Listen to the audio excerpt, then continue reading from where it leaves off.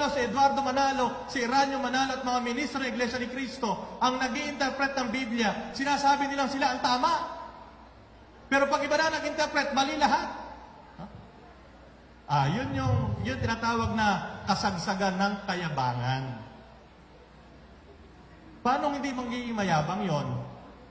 Sino ba nagsabing anghel si Manalo? Si Manalo. Sino nagsabing siya ang sugo? Sino nagsabing sugo si Manalo? Si Manalo din. Ngayon, punta na tayo dito. Kapag ba hindi nakasulat ang Iglesia Katolika Apostolika Romana dito sa Biblia, hindi sila yung tinutukoy sa Roma 16:16. Ano sabi ko?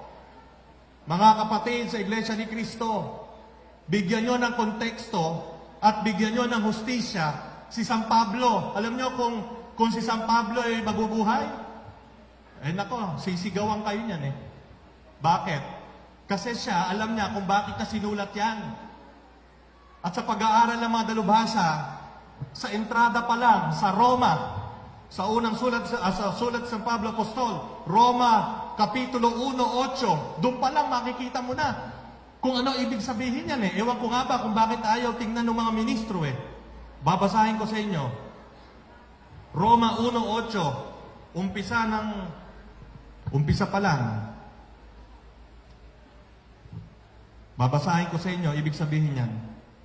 Roma, Kapitulo 1, versikulo 8. Sabi ni Pablo, si San Pablo po ang sumulat dito. Ngayon, ano ang layunin ni San Pablo sa mga taga-Roma? Para parangalan sila. Bakit sila pararangalan ni San Pablo? Sapagkat ang mga Romano, nung mga panahon na yon, sikat na sikat. Saan? Sa kanilang matibay at marubdob na pananampalataya sa ating Panginoon. Kaya ipinagmamalaki siya nila ni San Pablo. Ito, Roma 1:8, ano sabi niya? Sabi ni San Pablo, una sa lahat, nagpapasalamat ako sa aking Diyos sa pamamagitan ng Jesucristo dahil sa inyong lahat. Mga tiga-Roma yon, yung mga Romano. Nagpapasalamat siya sa Diyos sa pamamagitan ng Jesucristo dahil sa inyong lahat, sapagkat ang inyong pananampalataya ay balitang-balita sa buong daigdig. Pinasasalamatan niya yung mga Romano. Bakit? Sapagkat ang inyong pananampalataya ay kabalitaan. Matindi daw kayo, brother. Sabi ni San Pablo sa mga tiga-Roma, matindi pala kayong manampalataya.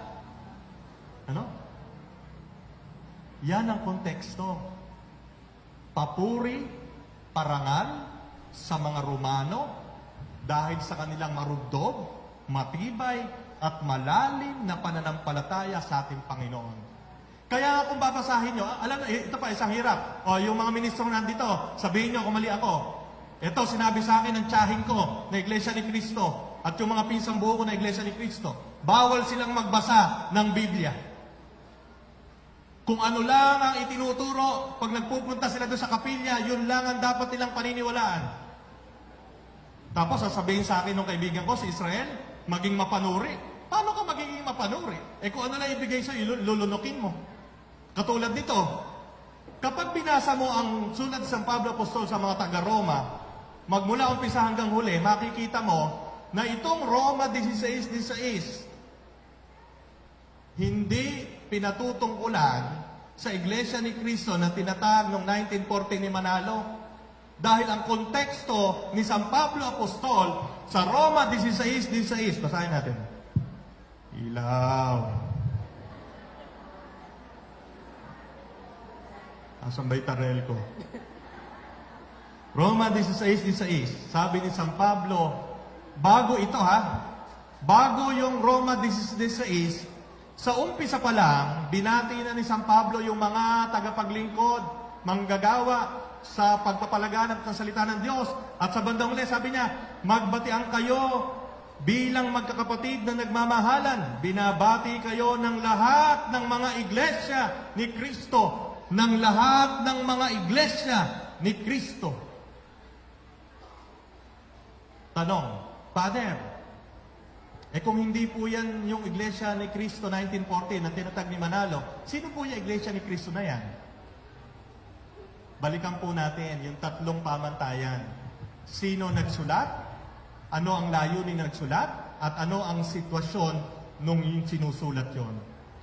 Alam niyo po, yung unang mga tagasunod ni Kristo, mga Hudyo, kaya nga kung babasahin niyo yung gawa ng mga apostol, makikita niyo, wala na si Kristo, pumupunta pa rin sila sa sinagoga. Pumupunta pa rin sila sa templo. Mga Hudyo yan eh.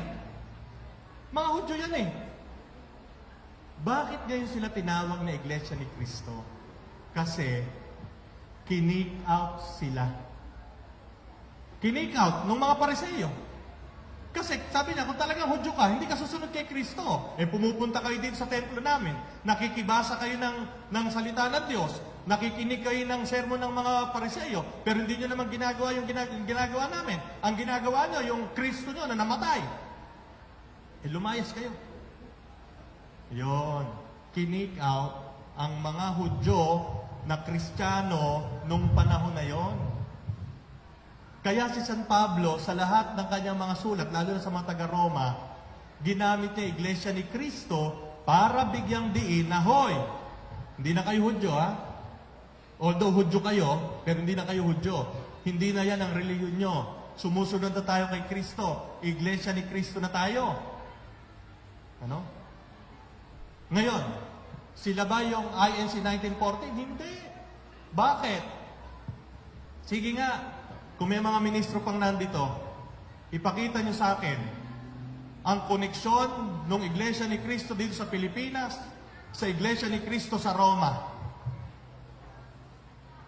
Ito, Roma 16:16. Mga Iglesia ni Kristo ito sa Roma. Sasabihin ng mga yan, kasi ito ang sinasabi sa akin ng aking mga tsahin eh.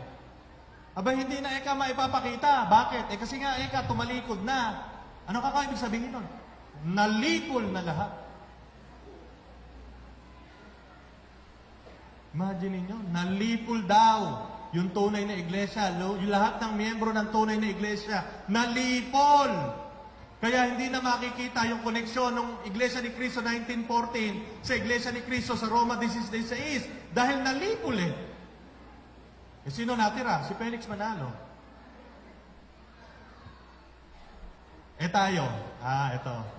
Tayo. Roma 16:16. Isinulat. Kailan ba sinulat to?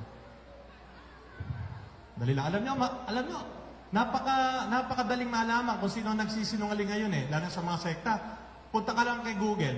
Masarap si Google eh. Teka ha? Alam nyo si Google eh, palagay ko darating ang araw magkakaroon ng iglesia ni Google.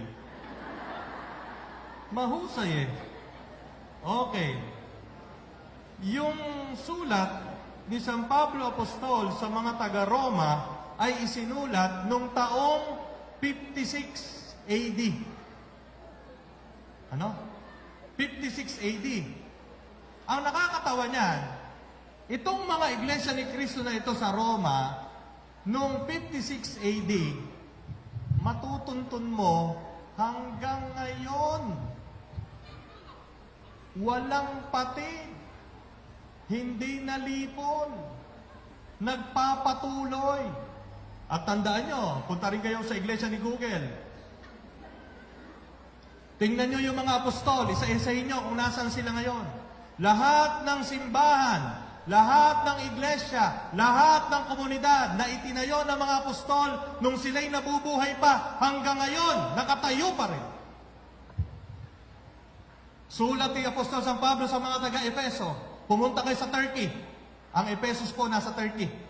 Naandun pa rin, nakatayo. Sulat ni San Pablo Apostol sa mga taga-Thessalonica. Thessalonica nasa Greece. Pumunta kayo sa Greece. Naandun pa rin, nakatayo. Ano yon? Simbahang Katolika. Tanong, komo ba nakapangalan sa Iglesia ni Cristo 1914, Roma 16:16, sila na original? Hindi. Sabi nga ni Brother Paras ng Catholic Faith Defenders, Levi's, ewan ko, napanood niya, ha? Yung Levi's na nasa Robinson at Levi's na nasa bangketa, parehas na Levi's ang pangalan. Pero original ba yung nasa bangketa? Yung tigti 350? Sino original? Nasa Robinson. So, ibig sabihin mga kapatid, hindi ko mo pangalan ng INC 1914, Iglesia ni Cristo, sila na yan. Una-una, hindi nga nila masabi kung saan sila nagmula eh. Kumbinsido sila na si Felix Manalo Anghel. Ayan ang pinakita ko sa inyo. Ang anghel na tinutukoy sa Apokalipsis, sa pahayag, sa pagbubunyag, ay hindi si Felix Manalo, si Kristo. Sa nasusulat, basahin mo kasi yung buong Apokalipsis. Hindi ka chap-chap boy.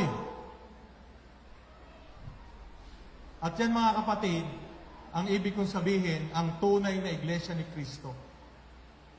Ang tunay na iglesia ni Kristo ay nakapaloob ngayon sa simbahang Katolika. Bakit?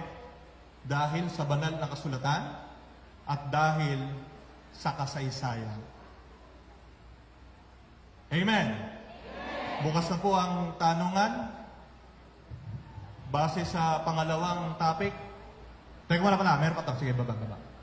Meron pa to, nakalimutan ko. Yan. Panghuli.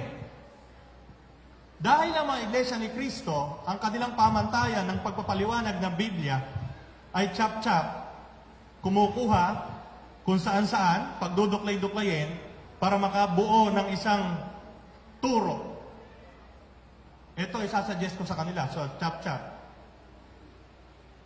Mateo 27:5. Inihagis ni Judas sa loob ng templo ang 30 pirasong pilak at pagkaalis doon, siya'y nagbigti.